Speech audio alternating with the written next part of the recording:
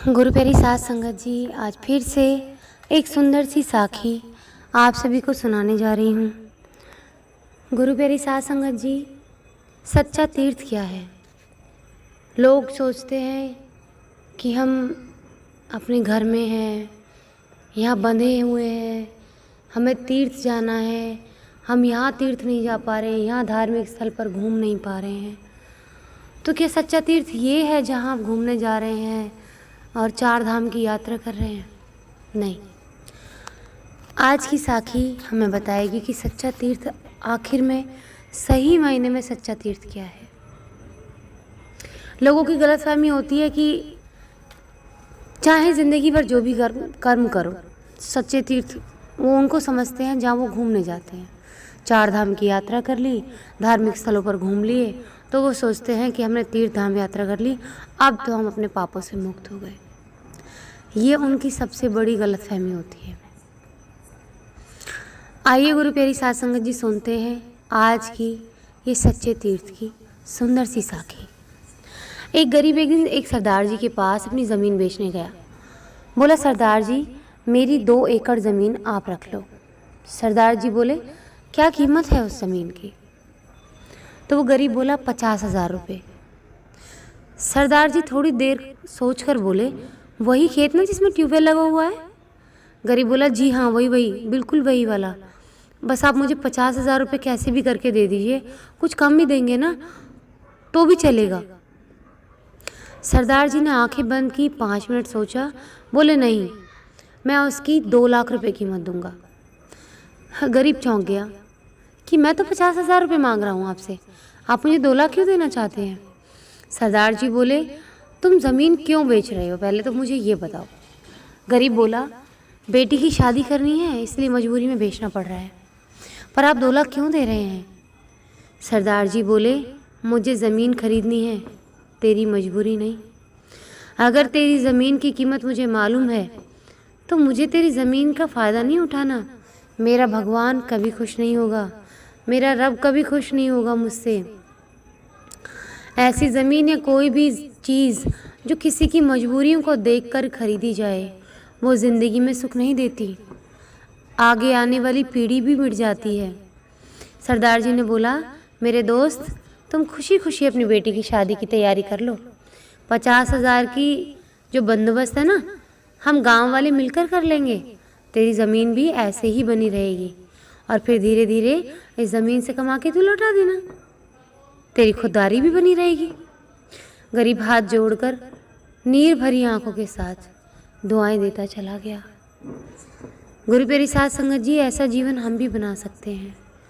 बस किसी की मजबूरी ना देखें, किसी के दर्द मजबूरी को समझकर सहयोग करना ही सच्चा तीर्थ है, एक यज्ञ है, सच्चा कर्म और बंदगी है।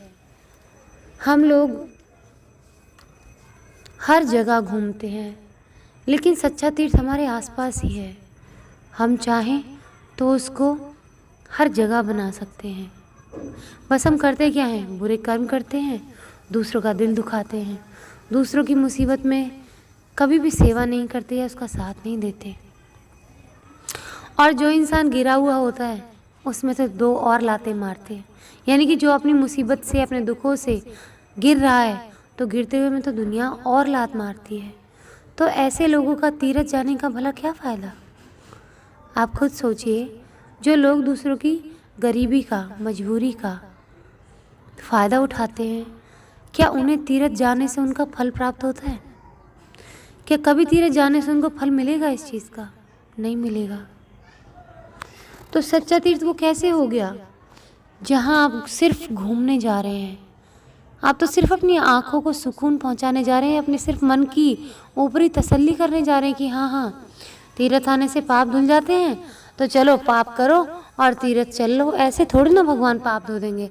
ऐसे तो हर एक किसी पापी के पाप धुल जाते। पहले क्यों नहीं पापियों के पाप धुल गए? हिरण्याकश्यप के, रावण के, शूर्पणखा के, और न जाने कितने राक्षस हुए हैं, कितने बुरे लोग हुए हैं इस दुनिया के अंदर। वो भी फिर पाप करते और हाँ गंगा में नहा लेते, या कहीं तीर्थ स्थान पर चले जाते तो उनके पाप भगवान माफ़ कर देते। क्या उनके पाप माफ़ किए भगवान ने? नहीं किए ना। तो जब इतने बड़े रावण के, जो विद्वान था, ब्रह्म ज्ञानी था, ब्राह्मण था, उसके बाद भी उसके पापों को भगवान ने माफ़ नहीं किया, तो हम तो तुच्छ प्राणी हैं, एकदम धूल के कण के भी कण के बराबर हैं। तो हम कैसे सोच सकते हैं कि हमें हमारे पापों की सज़ा नहीं मिलेगी? हम किसी का दिल दुखाएंगे, किसी को नीचा दिखाएंगे, किसी की मजबूरी का फ़ायदा उठाएंगे, तो कैसे भगवान हमारा भला कर देंगे? क्या सोच के हम बुरे कर्म करते हैं। तो गुरु प्यारी साध संगत जी, सच्चा तीर्थ सिर्फ यही है कि हम लोगों की मजबूरी में उनका साथ दें, उनका फ़ायदा ना उठाएं।